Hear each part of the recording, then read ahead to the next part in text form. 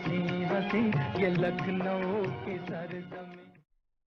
सरजमीने लखनऊ की आबो हवा, यहां के फजाओं की दिलशाद महक, माटी की तासीर और जुबान की शीरीनी ही कुछ ऐसी है कि जो एक बार लखनऊ का दीदार कर लेता है, यहां की यादें उसका सरमाया हो जाती हैं।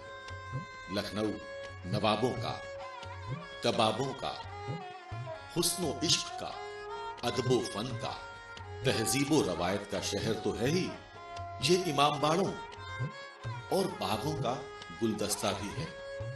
अगर बात करें दुनिया की सबसे बड़ी जन क्रांति की, तो 1857 के साथ साथ सिकंदरबाग का जिक्र बेसाख्ता आ ही जाता है।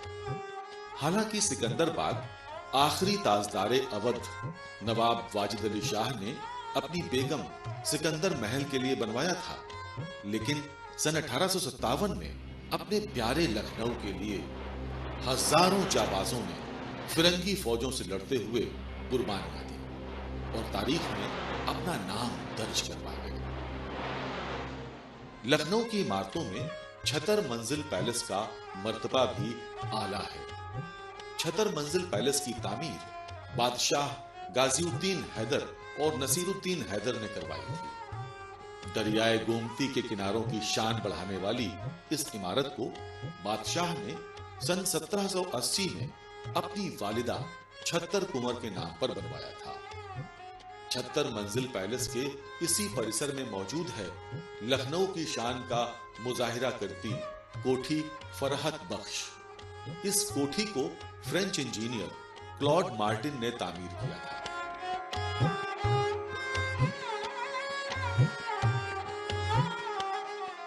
लखनऊ की रवायत यहां की इमारतों में नुमाया होती है। रेजिडेंसी इसी रवायत, वतन परस्ती और आजादी के जज्बे की गवाह बनकर खड़ी है। सन 1857 की जंगे आजादी में रेजिडेंसी ने न जाने कितना गोला बारूद अपने सीने पर सहा।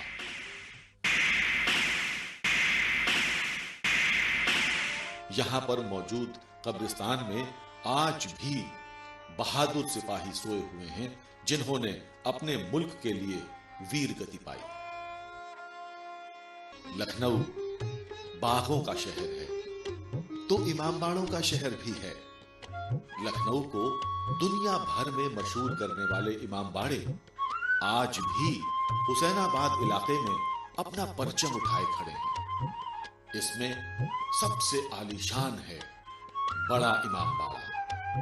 लखनऊ के गरीब परवर नवाब आसिफउद्दौला ने सन 1784 में इसका निर्माण करवाया था। उनका मकसद था इसके निर्माण से आवाम को उस दौर के बड़े अकाल से राहत मिल सके। बड़े इमामबाड़े का भव्य गेट, जिसे रूमी गेट कहा जाता है, लखनऊ की सिग्नेचर बिल्डिंग है। 60 फीट की इस नक्काशीदार इमारत को मौलाना रूमी के नाम पर नवाब आसिफउद्दौला ने ही बनवाया था। अवध वास्तुकला का प्रतीक ये रूमी गेट तुर्किश गेटवे के नाम से भी जाना जाता है। हुसैनाबाद के इसी कदीमी इलाके में मौजूद है हिंदुस्तान का सबसे ऊंचा घंटाघर। एक वक्त में हुसैनाबाद की शान शौकत का अंदाजा छोटा इमामबाड़ा बयां कर देता है। मुख्य द्वार से इसकी झलक देखते ही बनती है। शहर लखनऊ की जामा मस्जिद का मकाम भी कमतर नहीं है। इस आलीशान मस्जिद का निर्माण नवाब मोहम्मद अली शाह ने शुरू किया था, जिसको उनके जन्नत नशी हो जाने के बाद उनकी बेगम ने सन 1840 में पूरा करवाया।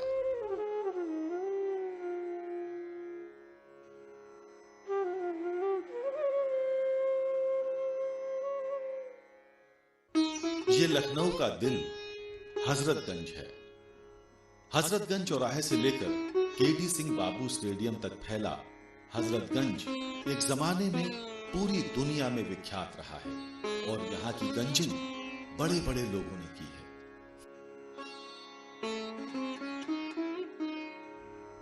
लखनऊ लज्जतों का, मसर्रतों का और उम्दा कारीगरों का शहर है। इन्हीं माहिर कारीगरों की सौगात है चिकनकारी। यूं तो पूरा लखनऊ चिकनकारी का मरकज है, लेकिन चौक का इलाका इसकी जान है।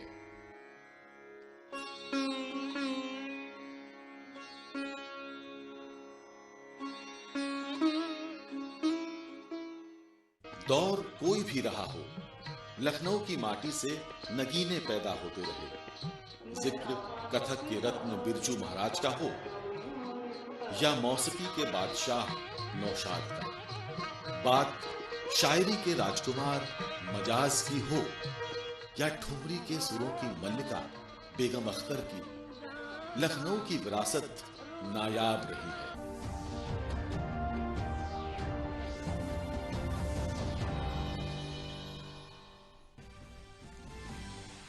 प्रधानमंत्री नरेंद्र मोदी आज करेंगे इंडिया आइडियाज समिट को संबोधित। सम्मेलन में भारत अमेरिका सहयोग समेत कई मुद्दों पर होगी चर्चा। साथ ही महामारी के बाद वाली दुनिया में दोनों देशों के संबंधों के भविष्य पर भी होगा विचार। राज्यसभा के नए सदस्य आज लेंगे शपथ। पहली बार संसद सत्र न होने के बावजूद होगा शपथ ग्रहण।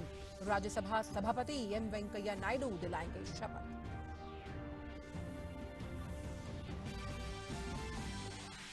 सीरोलॉजी सर्वे के मुताबिक दिल्ली में 23% से अधिक जनसंख्या में बनी एंटीबॉडी। 77% आबादी को सावधान रहने की जरूरत। स्वास्थ्य मंत्रालय ने कहा 30 राज्यों और केंद्र शासित प्रदेशों में संक्रमण दर राष्ट्रीय औसत से कम। देश में अब तक 7,24,000 से ज्यादा मरीजों ने दी कोविड-19 को मात। 10 लाख की आबादी पर प्रतिदिन 140 से अधिक टेस्ट। देश में मृत्यु दर घटकर अब 2.43%।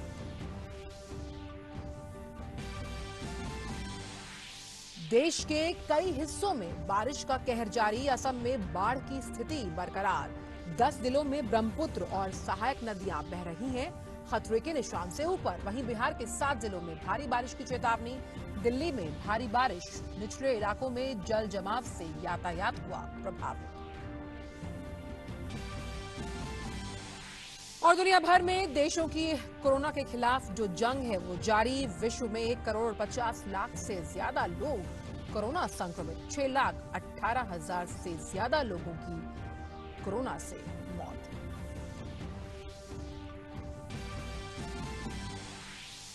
और अंतर्राष्ट्रीय खबरों में अमेरिकी विदेश मंत्री माइक पोम्पियो ने कहा कि चीन की कम्युनिस्ट पार्टी कर रही है कोरोना महामारी का विश्व स्तर पर अपने हितों को आगे बढ़ाने के लिए इस्तेमाल। दक्षिण चीन सागर से भारत तक चीनी शासन की आक्रामक और विस्तारवादी नीति की भी आलोचना की। साथ ही कहा हर देश करे अंतर्राष्ट्रीय व्यवस्था के अनुरूप व्यवहार।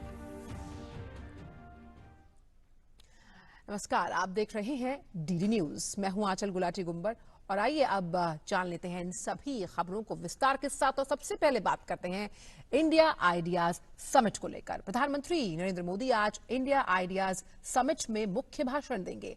ये शिखर सम्मेलन अमेरिका भारत व्यापार परिषद द्वारा आयोजित किया जा रहा है। इस साल परिषद के गठन की 45वीं वर्षगांठ मनाई जा रही है। इस साल इस सम्मेलन की थीम है एक बेहतर भविष्य का निर्माण। इस बैठक में भारत और अमेरिकी सरकार के नीति निर्माता, शीर्ष अधिकारी, व्यापार और समाज के कई विचारक शामिल होंगे। सम्मेलन को विदेश मंत्री एस जयशंकर, अमेरिकी विदेश मंत्री माइक पोम्पियो, संयुक्त राष्ट्र में अमेरिका की पूर्व राजदूत निकी हेली संबोधित करेंगे। जानते हैं इस खास रिपोर्ट में। प्रधानमंत्री नरेंद्र मोदी बुधवार को इंडिया आइडियाज समिट में मुख्य वक्ता के तौर पर अपनी बात रखेंगे। इस शिखर सम्मेलन की मेजबानी अमेरिका भारत बिजनेस काउंसिल द्वारा की जा रही है। इस वर्ष परिषद के गठन की 45वीं वर्षगांठ मनाई जा रही है। ये वर्चुअल सम्मेलन कोरोना संकट के समय हो रहा है, लिहाजा इस वर्ष की थीम भी मौके को ध्यान में रखते हुए बेहतर भविष्य का निर्माण रखी गई है। इस शिखर सम्मेलन के दौरान भारत अमेरिका सहयोग और महामारी काल के बाद की दुनिया में दोनों देशों के बीच पारस्परिक संबंधों का भविष्य सहित विभिन्न विषयों पर गंभीर चर्चाएं होंगी। सम्मेलन में ग्लोबल सप्लाई चेन, स्वास्थ्य के क्षेत्र में भारत अमेरिका की साझेदारी और बढ़ाने सहित कई अहम मसलों पर चर्चा होगी। खासतौर से इस बात पर सबकी नजर रहेगी कि प्रधानमंत्री मोदी क्या कुछ कहते हैं। इन्होंने सिर्फ भारत ही नहीं बल्कि महामारी को लेकर पूरी दुनिया में प्रभावी नेतृत्व दिया है। इस वर्चुअल समिट यानी आभासी शिखर सम्मेलन में भारतीय और अमेरिकी सरकार के नीति निर्माताओं, वरिष्ठ अधिकारियों, कारोबार जगत और समाज के प्रमुख विचारकों की उच्च स्तरीय उपस्थिति होगी। शिखर सम्मेलन के अन्य प्रमुख वक्ताओं में विदेश मंत्री डॉक्टर एस जयशंकर, अमेरिकी विदेश मंत्री माइक पोम्पियो, वर्जीनिया के सेनेटर और सीनेट इंडिया कॉकस के सह अध्यक्ष मार्क वार्नर, संयुक्त राष्ट्र में पूर्व अमेरिकी राजदूत निकी हेली जैसी शख्सियतें शामिल रहेंगी। इसके अलावा दोनों देशों के कारोबारी जगत के दिग्गज भी इस सम्मेलन में हिस्सा लेंगे। सुधाकर दास की रिपोर्ट, डीडी न्यूज, दिल्ली।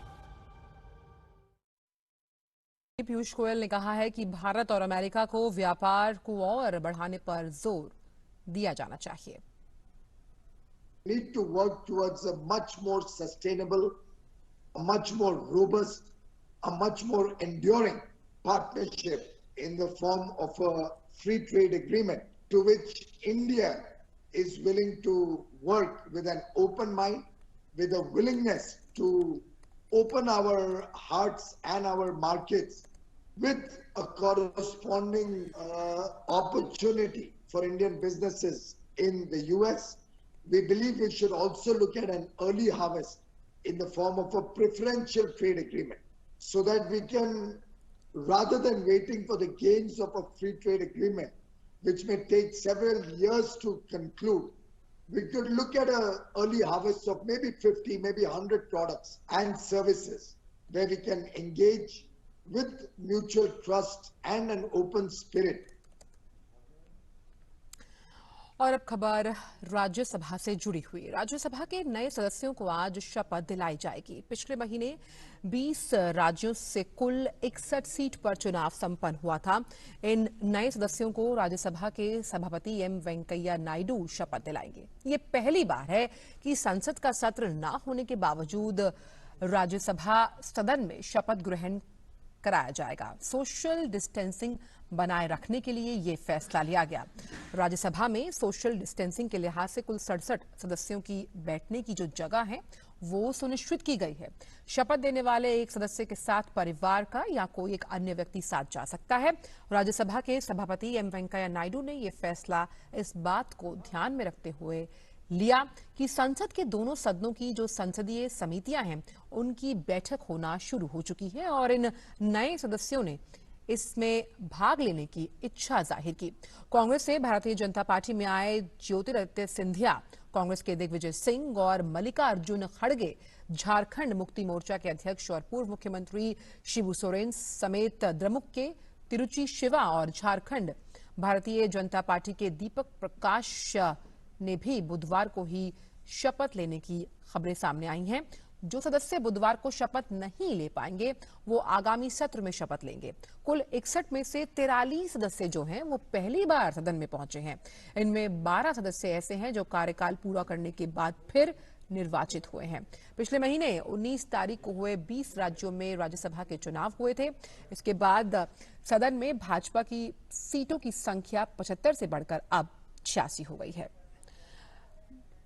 चलिए बढ़ते हैं अगली खबर की ओर और बात करते हैं सीरो सर्विलेंस की। कोरोना के खिलाफ जंग में सरकार के जो प्रयास हैं वो रंग लाते हुए नजर आ रहे हैं। दिल्ली में सीरो सर्जिकल सर्वे से साबित हुआ कि दिल्ली की सिर्फ 23% जो आबादी है वो कोरोना से संक्रमित हुई है। क्या है ये सर्वे, क्या है इसके मायने, क्या है इसके परिणाम, आइए देखते हैं इस रिपोर्ट में विस्तार के साथ। कोरोना संक्रमण को रोकने के लिए सरकार लगातार प्रयासरत है और हर वो वैज्ञानिक तरीका अपना रही है जिससे समस्या को समझने और उसको दूर करने में मदद मिलती है। बीते दिनों दिल्ली में कोरोना के मामले के सामने आने की रफ्तार में काफी तेजी देखी गई, जिसके बाद केंद्र सरकार के सहयोग से दिल्ली सरकार ने कई अहम कदम उठाए।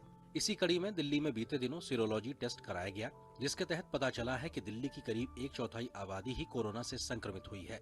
सीरोलॉजी टेस्ट के मुताबिक दिल्ली में 23.48% लोगों में कोरोना से जंग करने वाली एंटीबॉडी बन चुकी है और इन लोगों में बड़ी संख्या में वो लोग भी हैं जो एसिम्प्टोमेटिक हैं, यानी जो लोग कोरोना से संक्रमित हुए उनमें कोई लक्षण नहीं आए और वो ठीक भी हो गए। 11 में से 8 डिस्ट्रिक्ट दिल्ली में जिनका सीरो प्रेवलेंस 20% से ज्यादा आया है। इसमें सबसे ज्यादा जो अगर हम बात करें तो हमारी डिस्ट्रिक्ट आती है सेंट्रल डिस्ट्रिक्ट है, उसके बाद हमारी नॉर्थ ईस्ट डिस्ट्रिक्ट है, नॉर्थ डिस्ट्रिक्ट है और शहादरा डिस्ट्रिक्ट है। ये हमारे डिस्ट्रिक्ट जो है काफी 27% के आसपास इनमें प्रेवलेंस मिला है। मतलब ये हमको इंगित करते हैं कि यहाँ पर वायरस का एक्सपोजर यहाँ की पॉपुलेशन को 27% पॉपुलेशन को ऑलरेडी तकरीबन हो चुका है। तो हमारी दिल्ली की पॉपुलेशन 22.86% ही आज की तारीख में इससे एक्सपोजर हुआ है या संक्रमित हम उसको मान सकते हैं। 77% आबादी हमारी दिल्ली की आज भी वल्नरेबल है। दिल्ली जैसी घनी आबादी वाले इलाके में महज 23% लोगों का संक्रमित पाया जाना ये बताता है कि सरकार ने लॉकडाउन से लेकर जो अन्य बड़े फैसले किए उनका भी असर है कि सिर्फ 23% लोग अभी तक इस समस्या की चपेट में आए हैं। हालांकि अभी भी लोगों को इस समस्या से बचे रहने के लिए हर एहतियात बरतने की जरूरत है। हमारे लॉकडाउन वाले मेजर्स और जो कंटेनमेंट मेजर्स एक एग्रेसिव रूप से लिए गए, जिससे कि शुरुआत से ही हम लोग इसको इन्फेक्शन को एक उग्र रूप लेने से रोक पाए, वो एक हमको इसकी सफलता की ओर भी ध्यान दिलाती है। दिल्ली में सीरो सर्वे 27 जून से 10 जुलाई के बीच सभी 11 जिलों में किया गया। इनके तहत लोगों का ब्लड सैंपल लिया गया और फिर उनके सीरा को IgG एंटीबॉडी और संक्रमण के लिए परीक्षण किया गया, जिसमें ICMR द्वारा अनुमोदित कोविड कवच एलिसा का उपयोग किया गया। इस सर्वे के लिए 21,000 से ज्यादा सैंपल टेस्ट किए गए। सर्वे की शुरुआत कंटेनमेंट जोन से हुई। दिल्ली में हुए सीरोलॉजी टेस्ट में उन लोगों को ही शामिल किया गया जिनमें कोई लक्षण नहीं थे, जिन्हें पहले कोरोना नहीं हुआ था। इनमें अलग अलग उम्र व इलाके के लोगों को शामिल किया गया। इस सर्वे में national centre for disease control यानी NCDC ने भी अहम भूमिका निभाई। गौरतलब है कि सीरो सर्वे कोरोना वायरस के इन्फेक्शन के ट्रेंड का पता लगाने में मदद करता है। सीरो सर्वे यह समझने में भी मदद करता है कि देश की आबादी का कितना हिस्सा कोविड-19 के संक्रमण के दायरे में आ गया है। सर्वे के नतीजे के हिसाब से ही रोग के संक्रमण को रोकने और उसके नियंत्रण के लिए रणनीति बनाने में मदद मिलती है। महामारी के लगभग 6 महीने में दिल्ली में केवल 23.48% लोग ही कोविड बीमारी से प्रभावित हुए हैं, जो बताता है कि संक्रमण रोकने के कदम काफी हद तक प्रभावी रहे हैं। दिल्ली समेत पूरे देश में संक्रमण रोकने के लिए लॉकडाउन लागू करना, रोकथाम के लिए प्रभावी उपाय करना, संक्रमित लोगों के संपर्क में आने वाले लोगों का पता लगाना, उनका टेस्ट करना, निगरानी करने जैसे कदमों से इस फैलाव को रोकने में काफी मदद मिली है। संक्रमण को रोकने में जनता के व्यवहार में आए बदलाव को भी काफी मददगार माना जा रहा है। नितेंद्र सिंह के साथ DD न्यूज। और वहीं स्वास्थ्य मंत्रालय के OSD राजेश भूषण ने बताया कि देश में प्रतिदिन प्रति 10 लाख की जनसंख्या पर 180 टेस्टिंग्स हो रही हैं। इसके साथ ही बड़े पैमाने पर टेस्टिंग कर पॉजिटिविटी रेट को पहले चरण में 10% और आगे 5% से कम रखने का जो लक्ष्य है वो तय किया गया है।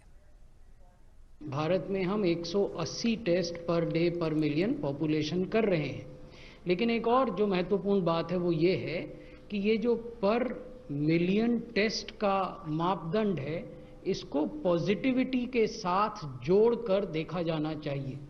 केवल टेस्ट कर लेना ही पर्याप्त नहीं है। आपको ये टेस्ट इस स्तर पर 140 टेस्ट प्रतिदिन प्रति 10 लाख पॉपुलेशन करने हैं ताकि आपकी पॉजिटिविटी घटकर 10% पर आ जाए पहले चरण में, और जारी रखना है इस स्तर की टेस्टिंग को ताकि आपकी पॉजिटिविटी घटकर 5% या उससे कम हो जाए। So that is the ultimate aim. वहीं नीति आयोग के सदस्य VK पॉल ने बताया कि एम्स के सहयोग से देश के सभी डॉक्टर्स के बीच कोरोना इलाज संबंधी नई जानकारियां और निर्देशों को साझा करने के लिए एक प्लेटफॉर्म की शुरुआत की गई है। All India Institute of Medical Sciences ने Ministry of Health and Family Welfare और नीति आयोग के साथ मिलकर एक national clinical grand rounds on कोविड-19 का एक प्रोग्राम शुरू करना है कल से, जिसमें कि उम्मीद यह है कि उस रिमोट और वीडियो सिस्टम के साथ आउटरीच जो होगा वो हम उम्मीद करते हैं कि हर डॉक्टर जो जहां भी है हमारे देश में, बड़े शहर में, छोटे शहर में, कस्बे में, जहां भी वो काम कर रहे हैं, उनका जो बेस्ट प्रैक्टिसेस हैं, एविडेंस बेस्ड ट्रीटमेंट है कोविड-19 की, सीरियस मरीजों की, वो हम उनके सामने प्रस्तुत करें, क्योंकि ये इंफॉर्मेशन बदलती रहती है। इसलिए एक प्रक्रिया चालू कर रहे हैं कि हम नेशनल ग्रैंड राउंड्स करेंगे, क्लिनिकल बातें करेंगे, और वो जो एक्सेस है वो बड़ी आसानी से हो सकती है। और अब बात कोविड-19 की। देश भर में कोरोना वायरस संक्रमण का इलाज करवाकर 7.25 लाख के करीब मरीज ठीक हो चुके हैं। स्वास्थ्य मंत्रालय के द्वारा जारी ताजा आंकड़ों के अनुसार अब तक 7,24,577 से ज्यादा मरीज ठीक हो चुके हैं। देश में कोरोना के जो मरीज हैं उनके ठीक होने की जो दर है वो 62.72% है। वहीं देश में सक्रिय मामलों की संख्या 4 लाख से ऊपर हो गई। अब तक देश में कोरोना संक्रमण से 28,084 लोगों की मौत हुई है। इस तरह देश में कोरोना से होने वाली मृत्यु दर 2.43% है। और अब बात बाढ़ की और बात कर लेते हैं बिहार की, जहां लगातार हो रही बारिश के कारण राज्य की कई नदियों का जो जलस्तर है वो फिर से बढ़ने लगा। मौसम विभाग ने 1 दर्जन से अधिक जिलों में भारी बारिश और वज्रपात की चेतावनी जारी की है। राज्य में पिछले 24 घंटों के दौरान आकाशीय बिजली गिरने की घटनाओं में 16 लोगों की जान चली गई। इनमें से 7 लोगों की मौत बांका में, 3 की नालंदा में और 1 की पूर्वी चंपारण, जहानाबाद और नवादा में हुई। मुख्यमंत्री नीतीश कुमार ने मृतकों के परिजनों को 4-4 लाख रुपए की अनुग्रह राशि देने की घोषणा की है। गंडक, बागमती, कोसी और महानंदा समेत प्रमुख नदियों का जलस्तर बढ़ने लगा। गंडक बैराज में पानी का डिस्चार्ज लगभग अपने चरम पर पहुंच गया है। बीती रात डिस्चार्ज लगभग 4,30,000 क्यूसेक था। पिछले 24 घंटों के दौरान विभिन्न नदियों के जलग्रहण क्षेत्रों में भारी बारिश हुई। 9 जिलों में लगभग 3 लाख की आबादी अब तक प्रभावित हुई है। और इसी पूरे मामले पर बातचीत के लिए ज्यादा जानकारी के साथ जुड़ रहे हैं पटना से हमारे संवाददाता सलमान हैदर। सलमान, हम जानते हैं कि बाढ़ के कारण जो अभी बिहार की स्थिति है वो अपरिवर्तित है, यथास्थिति वहां पर बनी हुई है, जहां 7 जिलों में भारी बारिश की चेतावनी और नया अलर्ट जारी किया है। वहीं गंडक जो नदी है उसने भी परेशानी का सबब बढ़ा दिया। जी आंचल, ये पिछले 2-3 दिनों में इतनी ज्यादा बारिश हुई है कि अब आगे आने वाले दिनों में स्थिति बहुत ज्यादा खराब होने वाली है। ऐसा जल संसाधन मंत्रालय विभाग ने, जो बिहार का जल संसाधन विभाग है, उसने कहा है। और विभाग ने ये भी आशंका जाहिर की है कि कहीं ये जलस्तर 2017 की जो भीषण बाढ़ थी उसके बराबर ना हो जाए। खासतौर से चिंता इस बात की है कि जो नेपाल में जो जलग्रहण क्षेत्र हैं नारायणी नदी के, जिसकी वजह से गंडक बैराज से पानी का फ्लो बढ़ गया है, डिस्चार्ज बढ़ गया है, उसमें और ज्यादा बारिश हुई है कैचमेंट एरिया में नेपाल में। और जो भैंसा लोटन पुल है नेपाल और भारत के बॉर्डर पर, जो दोनों देशों के सहयोग से बना है, वहां पे वाटर लेवल काफी हाई हो गया है।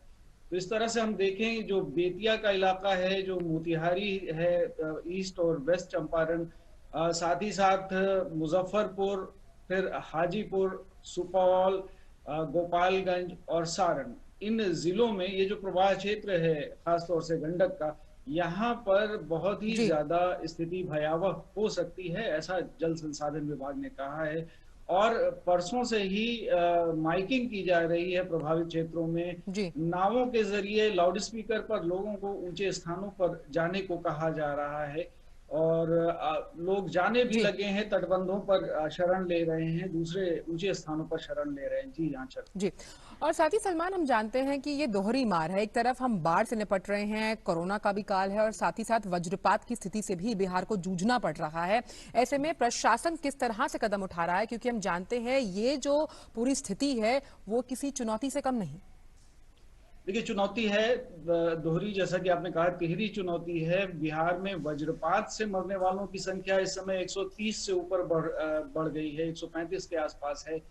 और प्रशासन ने सहायता तो दी है, लेकिन साथ ही साथ ये तो दैवीय आपदाएं हैं। अगर हम तीनों को जोड़ लें, कोविड-19, बाढ़ और जो बिजली गिरने की जो घटनाएं हैं, तो एनडीआरएफ इसमें चेतावनी जारी कर रहा है। साथ ही साथ उन्हें प्रशिक्षण भी दे रहा है। जो मास मीडिया है, रेडियो और टेलीविजन के माध्यम से, दूरदर्शन के माध्यम से भी लोगों को बताया जा रहा है कि वो ठहरे हुए पानी में या जो पानी बहाव वाला पानी है, घुटने भर पानी है, उसके अंदर ना खड़े रहें, खासतौर से उस समय जब वर्षा हो रही हो, तो और पेड़ों के नीचे ना रहें। इस तरह की चेतावनियां दी जा रही हैं। साथ ही साथ जो आत्मरक्षा के उपाय हैं वो बिल्कुल। भी एनडीआरएफ बता रहा है उन्हें। तो बिल्कुल। ये सारी अवस्थाएं हैं। कोविड-19 में ताजा अपडेट भी है कि अब अनुमंडल स्तर पर जो सब डिवीजन लेवल पर टेस्टिंग की सुविधा शुरू कर दी गई है और बहुत सारे सामान्य अस्पतालों में भी एक ब्लॉक अलग कर दिया गया है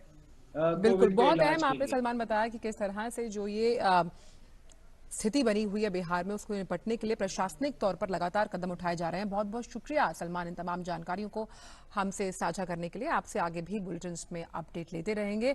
वहीं अब बात कर लेते हैं असम की, जहां पर बाढ़ की जो स्थिति है वो जस की तस बनी हुई है। यहां पिछले 3 दिन में हुई बारिश से बाढ़ के हालात में कुछ बदलाव नहीं आया। कल 2 और लोगों की जान चली गई, जिसके बाद राज्य में बाढ़ जनित घटनाओं में अब तक 87 लोगों की मौत हो चुकी है।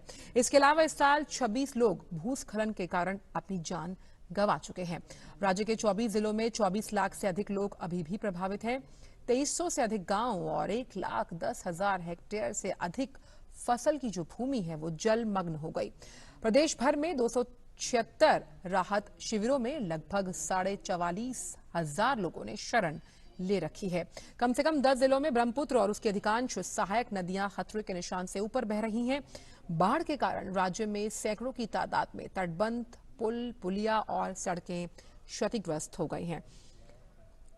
और इसी बारे में ज्यादा जानकारी के साथ गुवाहाटी से बात कर लेते हैं अपने संवाददाता कमल बोहरा से। कमल, हम जानते हैं कि असम जो है वो नदी घाटी पर बना हुआ राज्य है और ऐसे में लगातार हम ये भी मानते हैं कि ब्रह्मपुत्रा का जो कवर एरिया है वो लगातार बढ़ रहा है और ये कहीं ना कहीं परेशानी और चुनौती है, खास तौर पर इस वक्त जब असम बाढ़ से जूझ रहा है। जी बिल्कुल आंचल, आपने सही फरमाया। जो ये यहाँ के जो नदियां है, खास करके ब्रह्मपुत्र नदी जो यहाँ के लाइफलाइन माने जाते हैं, तो हर साल ये बाढ़ का ये सोर्स होते हैं, क्योंकि नदी जो है अरुणाचल होके असम होके फिर बांग्लादेश की ओर जाते हैं और अरुणाचल में भी जब काफी बारिश होते हैं तो इसका प्रभाव असम में भी दिखने को मिल रहा है, क्योंकि असम लो लाइंग एरिया में आते हैं।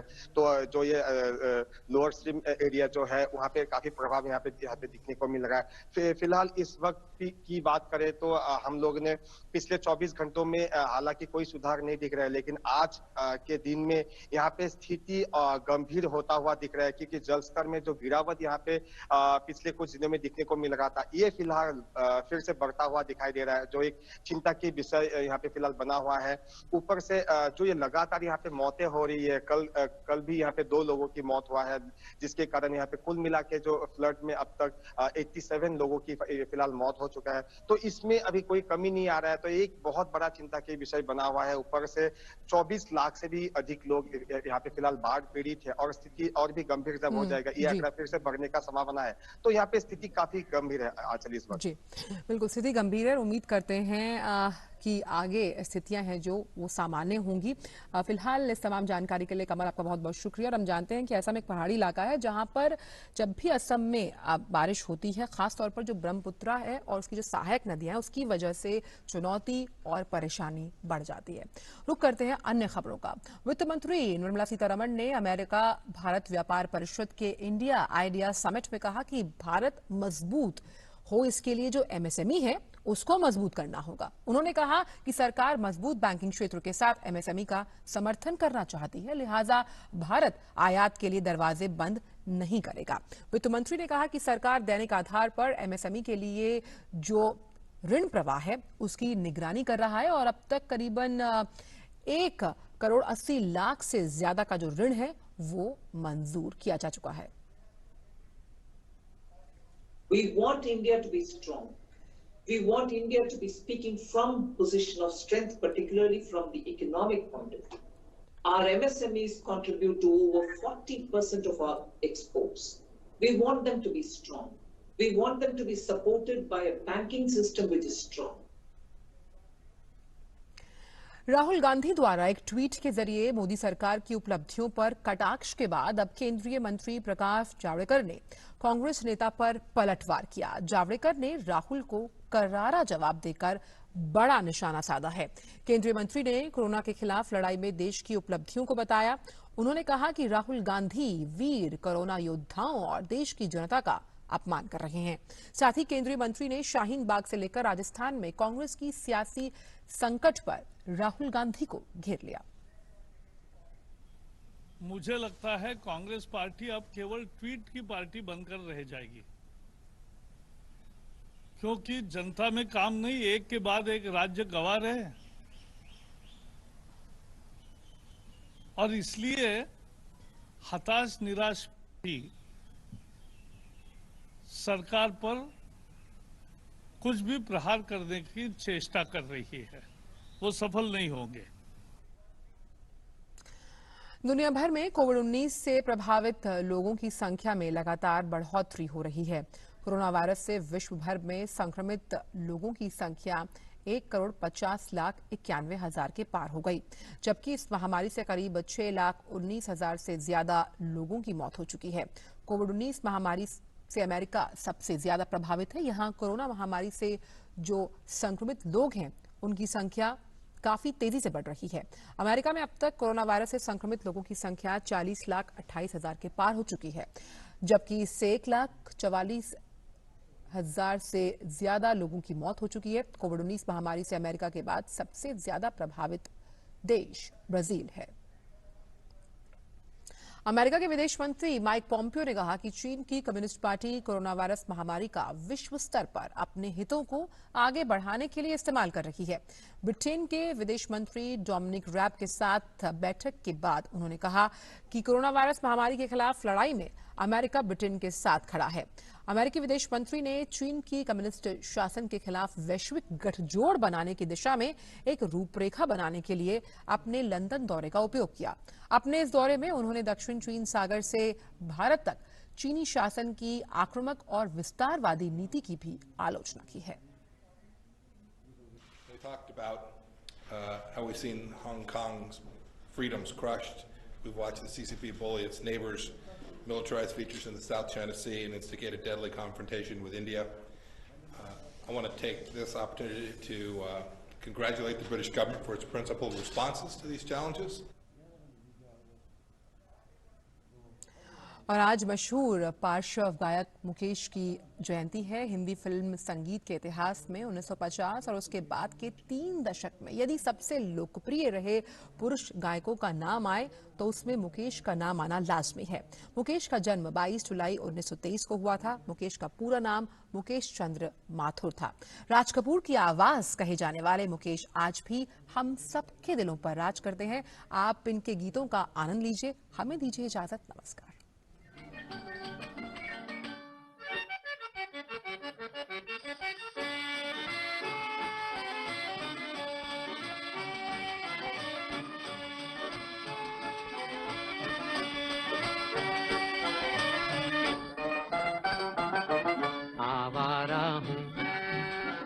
आवारा हूँ या गर्दिश में हूँ, आसमान का तारा हूँ। आवारा हूँ या गर्दिश में हूँ, आसमान का तारा हूँ। आवारा हूँ।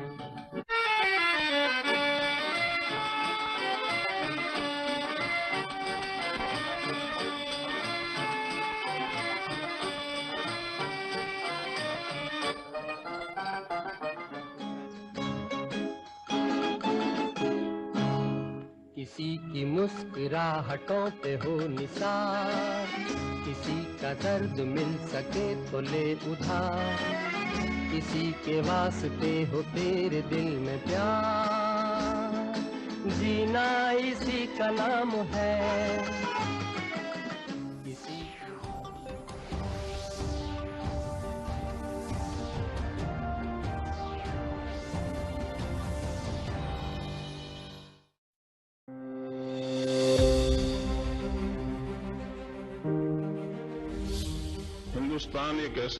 सुरक्षा नियमों की जानकारी बिजली तूफान में आपकी जान बचा सकती है। सबसे पहले पूरी तरह से बंद इमारत या वाहन के अंदर जाने की कोशिश करें। ट्रैक्टर, रिक्शा, मोटरसाइकिल जैसे खुले वाहनों का उपयोग न करें। लोहे की छप्पर, खुली पार्किंग, बन रही इमारतें और ढके हुए बरामदे सुरक्षित शरण स्थान नहीं है। पेड़ के नीचे शरण न लें। यदि आप जंगल में हैं, तो सबसे छोटे पेड़ों के नीचे आश्रय खोजें। अगर आश्रय तक न पहुंच पाए, तो आसपास की सबसे ऊंची वस्तु न बने। घुटनों के बीच सर रखकर दोनों एड़ियां छुए ऐसे उकड़ू कर बैठें। जमीन पर न लेटें। पानी और नावों से बाहर निकले, पानी के खड्डों में खड़े न रहें, रबर के जूते पहने हों फिर भी जानवरों को बाहर बंधा न छोड़ें। आपातकालीन स्थिति में प्राथमिक उपचार दें और एम्बुलेंस बुलाएं या अस्पताल ले जाएं। तैयारी में ही समझदारी। सौजन्य से राष्ट्रीय आपदा नियंत्रण प्राधिकरण दिल्ली। अधिक जानकारी के लिए डायल करें टोल फ्री नंबर 1070। राहत आयुक्त कार्यालय उत्तर प्रदेश द्वारा जनहित में प्रसारित।